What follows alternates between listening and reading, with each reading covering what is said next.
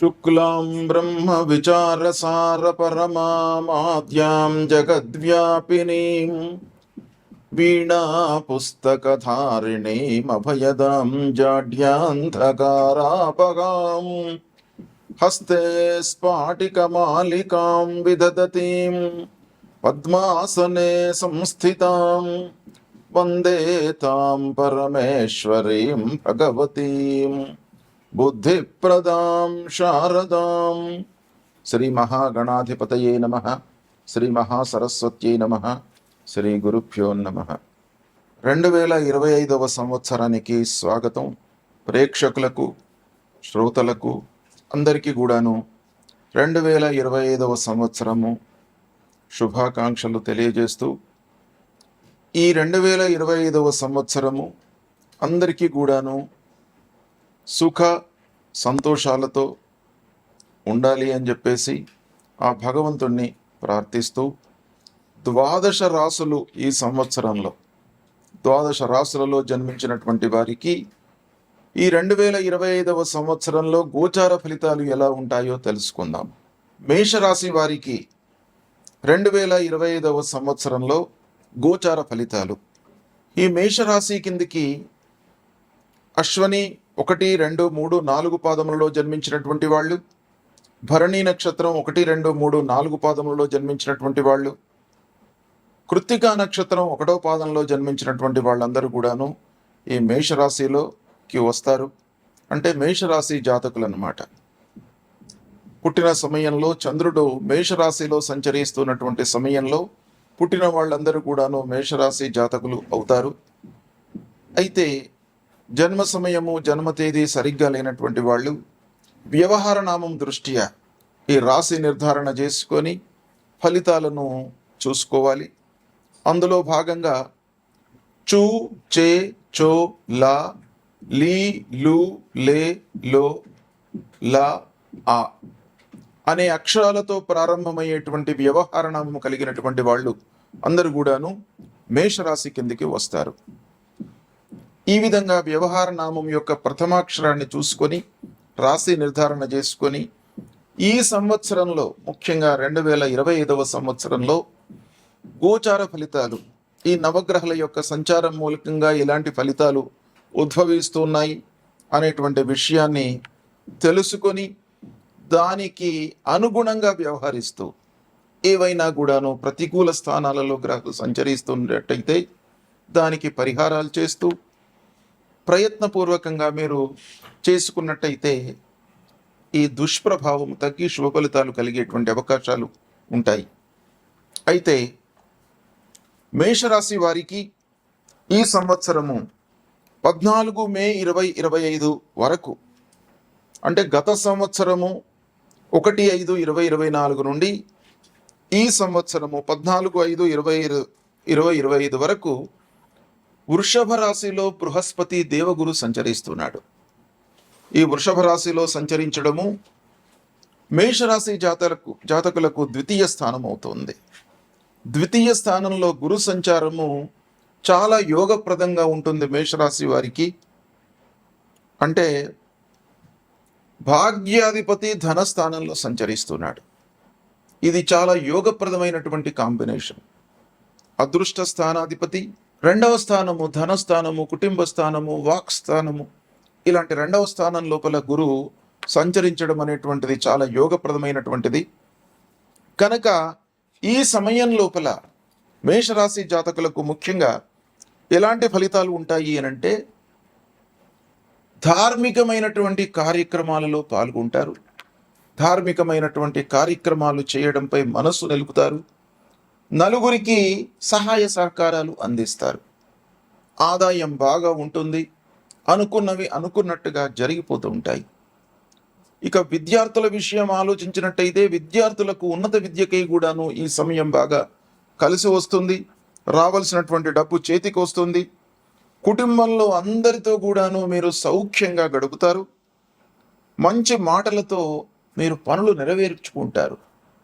అంటే మీ పనితనానికి, పలుకుబడికి చాలా ప్రాధాన్యత ఏర్పడుతుంది ఈ సమయం లోపల. అన్ని విధాలుగా మీకు బాగా కలిసి వచ్చేటువంటి సమయం. అంతేకాకుండా చేసేటువంటి వృత్తి పరంగా మీరు చాలా సంతోషంగా ఉంటారు. వృత్తిలో సంతృప్తిని పొందుతారు ఈ సమయం లోపల. అంటే 14 మే 2025 వరకు వృత్తిలో మీరు సంతృప్తిగా ఉండడం మూలకంగా అద్భుతాలను సృష్టించేటువంటి అవకాశాలు బాగా ఉన్నాయి. భాగ్యాధిపతి గనక మీ ప్రయత్నానికి మీ కష్టానికి అదృష్టం కూడాను తోడవుతోంది. కాబట్టి ఈ సమయంలో మీకు చాలా కలిసి వచ్చేటువంటి అవకాశాలు ఉన్నాయి. ఈ సమయాన్ని మీరు ఉపయోగించుకున్నట్టయితే ఆదాయపరంగా కానివ్వండి, వృత్తిపరంగా కానివ్వండి, అన్ని విధాలుగా మీకు బాగా కలిసి వస్తుంది. ఈ సమయాన్ని ఉపయోగించుకోండి.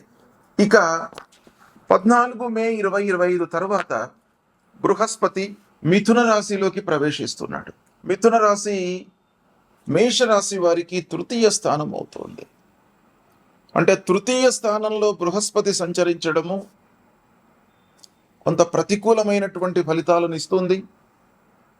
అంటే భాగ్యాధిపతి మేషరాశి వారికి, మేషరాశిలో జన్మించినటువంటి వారికి ముఖ్యంగా భాగ్యాధిపతి గురువు యొక్క సంచారము చాలా ఎఫెక్టివ్గా ఉంటుంది. కనుక ఈ భాగ్యాధిపతి తృతీయ స్థానంలో సంచరించడం మూలకంగా కొన్ని ఇబ్బందులు మీరు ఫేస్ చేయవలసి వస్తుంది. ఇది ముఖ్యంగా 14 మే నుండి 19 అక్టోబర్ వరకు మిథున రాశిలో బృహస్పతి సంచరిస్తున్నాడు. అంటే తృతీయ స్థానంలో సంచరిస్తున్నాడు మేషరాశి వారికి. తృతీయ స్థానము విక్రమ స్థానము, సహోదరులకు సంబంధించినటువంటి స్థానము, వీర్య స్థానము.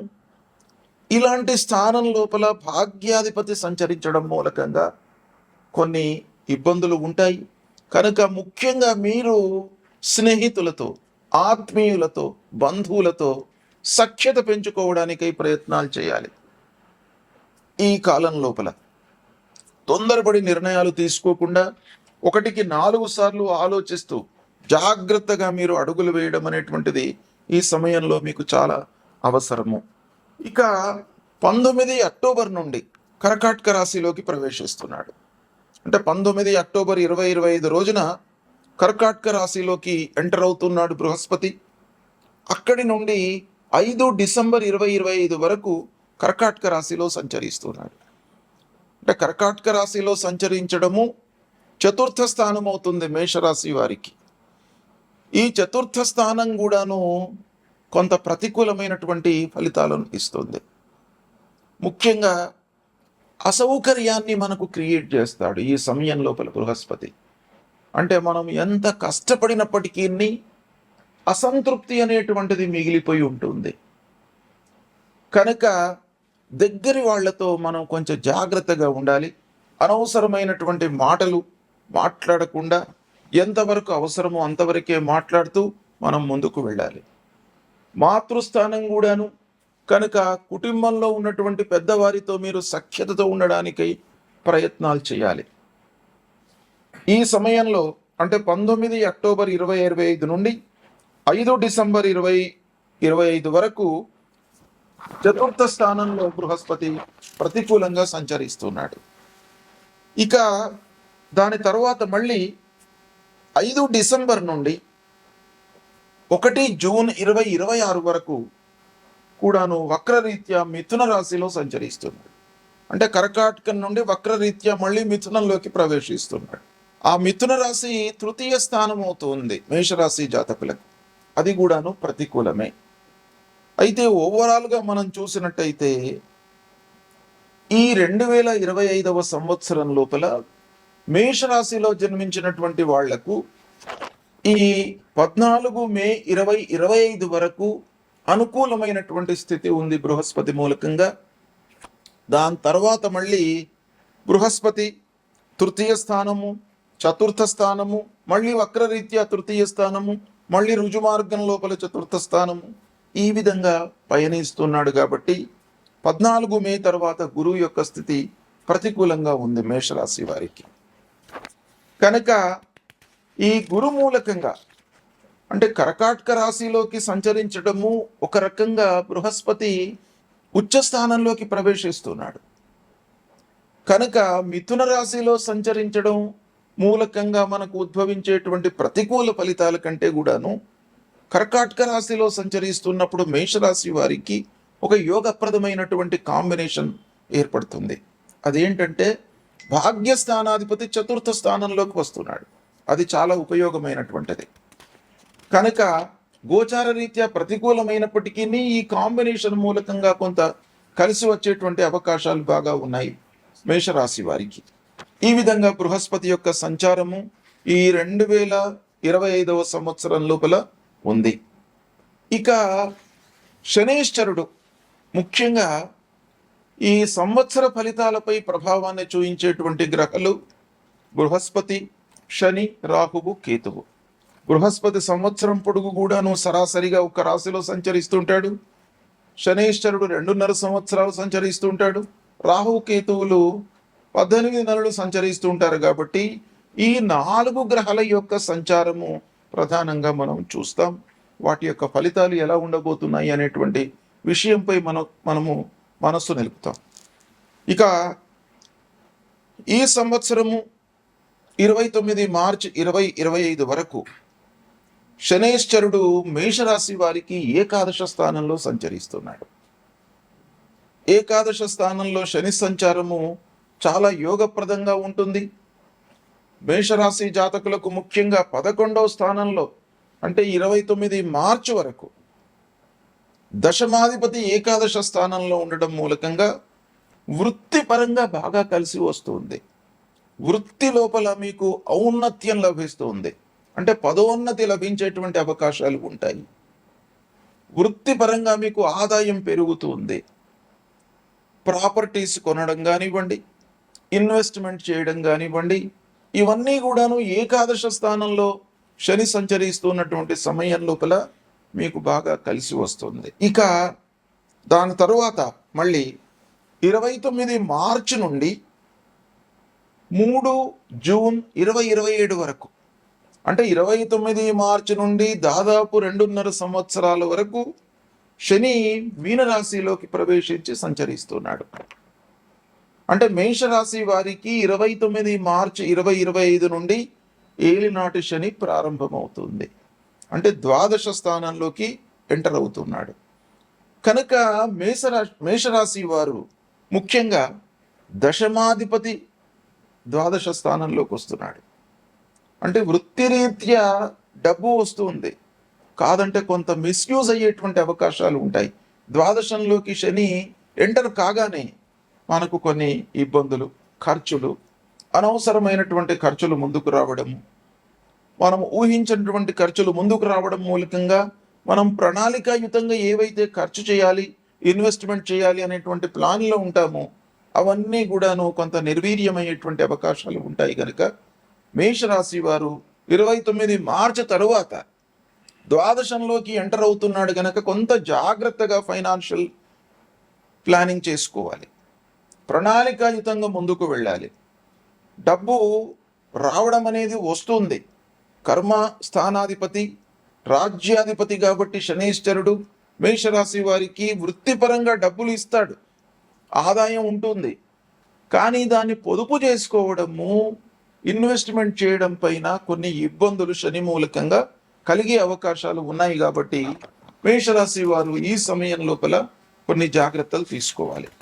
ఇక 18 మే 2025 వరకు రాహువు మీనరాశిలో సంచరిస్తున్నాడు. ఈ మీనరాశిలో సంచరించడం మూలకంగా మీనరాశిలో సంచరించడము ద్వాదశ స్థానం అవుతుంది మేషరాశి జాతకులకు. అంటే రాహువు ద్వాదశ స్థానంలో ఆల్రెడీ ఉన్నాడు. గత సంవత్సరం నుండే 29 నవంబర్ 2023 నుండి 18/5/2025 వరకు కూడాను ద్వాదశ స్థానంలో రాహువు సంచరిస్తున్నాడు. ఇదే సమయంలో కేతువు కన్యా రాశిలో సంచరిస్తున్నాడు, షష్టమ స్థానంలో ఉన్నాడు. అంటే రాహువు ప్రతికూలకంగా ఉన్నాడు, షష్టమ స్థానంలో కేతు సంచారం అనుకూలంగా ఉంది. అంటే 18 మే 2025 వరకు రాహు ప్రతికూలంగా ఉన్నాడు. కానీ దానికి కాంబినేషన్ కేతు ఏదైతే ఉందో ఆ కేతు మట్టుకు అనుకూలంగా ఉన్నాడు, షష్టమ స్థానంలో సంచరిస్తున్నాడు. ఇక దాని తరువాత మళ్ళీ 18 మే 2025 తర్వాత రాహువు కుంభరాశిలోకి ప్రవేశిస్తున్నాడు. మీనం నుండి కుంభానికి వస్తాడు రాహువు. రాహు ఎప్పుడు కూడాను వక్రంలో సంచరిస్తూ ఉంటాడు. కాబట్టి మీనరాశి నుండి కుంభరాశిలోకి ప్రవేశిస్తున్నాడు 18 మే 2025 నుండి 5 డిసెంబర్ 2026 వరకు కూడాను కుంభరాశిలో ఉంటున్నాడు. అయితే మేషరాశి వారికి ఈ సంచారం బాగా కలిసి వస్తుంది. ఇక్కడ ఒక ప్లస్ పాయింట్ ఏంటంటే ద్వాదశ స్థానంలో ఉన్నటువంటి రాహు ఏకాదశ స్థానంలోకి వస్తున్నాడు 18 మే నుండి. అంటే రాహు యొక్క పొజిషను చాలా అనుకూలంగా ఉంటుంది మేషరాశి వారికి. ముఖ్యంగా రాహువు చాలా ప్రభావాన్ని చూపిస్తాడు. మనిషికి సంతృప్తి, చేసేటువంటి కార్యాలపై మనస్సు నిలపడము, స్థిరత్వము, వ్యసనాలు లేకుండా ఉండడము, ఇలాంటి వాటిపై రాహు యొక్క ప్రభావం బాగా ఉంటుంది. కాబట్టి రాహువు మంచి స్థానంలో సంచరించడం అనేటువంటిది చాలా అనుకూలమైనటువంటి సంచారము. ఇదే సమయంలో కేతువు పంచమ స్థానంలో ఉంటున్నాడు. కేతువు కొంత ప్రతికూలంగా ఉన్నాడు.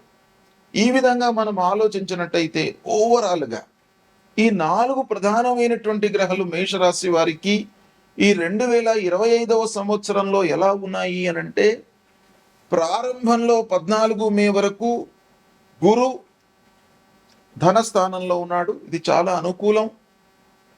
29 మార్చి వరకు శని అనుకూలంగా ఉన్నాడు. ఈ 2 గ్రహాలు దాదాపు ఉగాది వరకు చాలా అనుకూలంగా ఉన్నాయి. కాబట్టి ఉగాది వరకు ఈ మేషరాశి వారికి అద్భుతమైనటువంటి ఫలితాలు ఉంటాయి. ఇక దాని తర్వాత మళ్ళీ శని ద్వాదశంలోకి వస్తున్నాడు కాబట్టి కొన్ని జాగ్రత్తలు తీసుకోవాలి.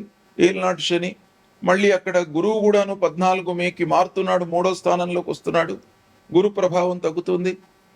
ఈ సమయం లోపల 18 మే నుండి గురువు ప్రతికూలంగా ఉన్నప్పుడు ఒక శుభ సూచకం ఏంటంటే మేషరాశి వారికి రాహువు మంచి స్థానంలోకి వస్తున్నాడు, 11వ స్థానంలోకి వస్తున్నాడు. ఇది కొంత మనకు ఊరటను కలిగించేటువంటి అంశం.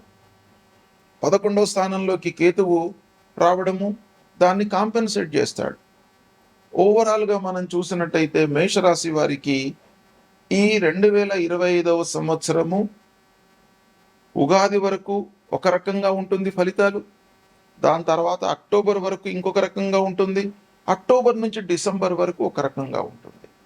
అంటే ఈ 3 భాగాలుగా మనం విభజించి చూసినట్టయితే మేషరాశి వారికి ఓవరాల్గా 60% ఈ సంవత్సరము 60 to 70% మంచి ఫలితాలు కలిగేటువంటి అవకాశాలు ఉన్నాయి. ఇక ఏ గ్రహాలు మనకు ప్రతికూలంగా ఉన్నాయి అనేటువంటి విషయాన్ని మనం ఆలోచించినట్టయితే, బృహస్పతి 14 మే తర్వాత మారుతున్నాడు, తృతీయ స్థానంలోకి వస్తున్నాడు. దాని తర్వాత మళ్ళీ చతుర్థ స్థానంలోకి వస్తున్నాడు. కాబట్టి గురువు యొక్క సంచారం ప్రతికూలంగా ఉంది గనక మేషరాశి వారు గురు ప్రీత్యర్థమై పరిహారాలు చేసుకోవడం మంచిది. ఇది సంవత్సరం పొడుగు ఉండేటువంటి ఫలితాలు కాబట్టి మీరు గురువుకు సంబంధించినటువంటి శ్లోకం ప్రతినిత్యం కూడాను చదువుకోవడము, సద్గురువులను సందర్శించుకోవడము. మీకు సమయం ఉంది, మే నుండి మళ్ళీ డిసెంబర్ వరకు ఆ రోజుల లోపల సద్గురువులను సందర్శించుకోండి, వాళ్ళ యొక్క దీవెనలు తీసుకోండి. ప్రతినిత్యం కూడాను మాతాపితృవులను సేవించండి. తర్వాత ముఖ్యంగా శని మేషరాశి వారికి 29 మార్చి నుండి ఏలినాటి శని అంటే ద్వాదశ స్థానంలోకి వస్తున్నాడు. ద్వాదశ స్థానంలోకి రావడం మూలకంగా కొన్ని ఖర్చులు పెరుగుతాయి. ఆదాయం స్థిరంగానే ఉంటుంది, ఆదాయంలో ఇబ్బంది లేదు. రాజ్యాధిపతి శని కాబట్టి మేషరాశి వారికి ఆదాయం ఏమి లోటు ఉండదు, ఆదాయం వస్తుంది, చేతిలో డబ్బు ఉంటుంది. కానీ అనవసరమైనటువంటి ఖర్చులు ఉండేటువంటి అవకాశాలు ఉన్నాయి. కాబట్టి శని ప్రీత్యర్థమై మీరు ప్రతినిత్యం కూడాను హనుమాన్ చాలీసా చదువుకోండి, హనుమాన్ చాలీసా పారాయణం చేయండి, ఆంజనేయ స్వామి దేవాలయానికి వెళ్ళండి, నవగ్రహ స్తోత్ర పారాయణం చేసుకోండి. నవగ్రహ దేవాలయానికి కూడాను వెళ్ళి ప్రతినిత్యం కూడాను మీరు దర్శనం చేసుకొని, అక్కడ పశ్చిమ దిశ లోపల నవగ్రహం లోపల శనేశ్వరుడు ఉంటాడు. కాబట్టి ఆ శనికి ప్రీత్యర్థమై నువ్వులు తైలాభిషేకం చేసి ఆంజనేయ స్వామిని దర్శించుకోండి. ఇక 18 మే వరకు రాహు ప్రతికూలంగా ఉన్నాడు గనక రాహు ప్రీత్యర్థమై అమ్మవారి దేవాలయానికి వెళ్ళండి, అమ్మవారి స్తోత్రాన్ని పారాయణం చేసుకోండి. ఈ విధంగా మీరు చేసుకున్నట్టయితే మేషరాశి వారికి గురు శని ప్రభావము అంతగా ఉండదు. మంచి స్థానాలలో సంచరిస్తూ ఉన్నప్పుడు ఎలాగో మీకు మంచి ఫలితాలు ఇస్తాడు. ప్రతికూలమైనటువంటి స్థానాలలో సంచరిస్తున్నటువంటి సమయంలో మీరు పరిహారం చేయడం మూలకంగా, తర్వాత ఈ యోగం ఏదైతే ఉందో, గురువు భాగ్యాధిపతి శుభప్రదంగా ఉంటాడు. అలాంటి భాగ్యాధిపతి తృతీయ స్థానంలో సంచరిస్తున్నప్పుడు కొంత ఇబ్బంది క్రియేట్ చేసినప్పటికీ మళ్ళీ చతుర్థ స్థానంలోకి ఎంటర్ అయిన తర్వాత మళ్ళీ యోగకారకమైనటువంటి ఫలితాలు ఇస్తాడు. కనుక బృహస్పతి మేషరాశి వారికి పెద్ద ప్రతికూలత ఎక్కువగా ఉండదు. అదేవిధంగా శనేశ్వరుడు కూడాను రాజ్యాధిపతి కాబట్టి ఎక్కువ మిమ్మల్ని ఇబ్బంది పెట్టడు. అయినప్పటికీ మీరు పరిహారాలు చేసుకోండి, శుభ ఫలితాలు కలుగుతాయి. శుభప్రదమైనటువంటి విషయాలపై మంచి పనులు మీరు చేస్తుండండి. ధార్మిక కార్యక్రమాలపై మనస్సు నిలపండి. అన్ని రకాలుగా మీకు ఆ భగవంతుడి యొక్క అనుగ్రహం ఉంటుంది. ఈ 2025వ సంవత్సరము మీకు శుభ ఫలితాలు కలుగుతాయి. శుభం.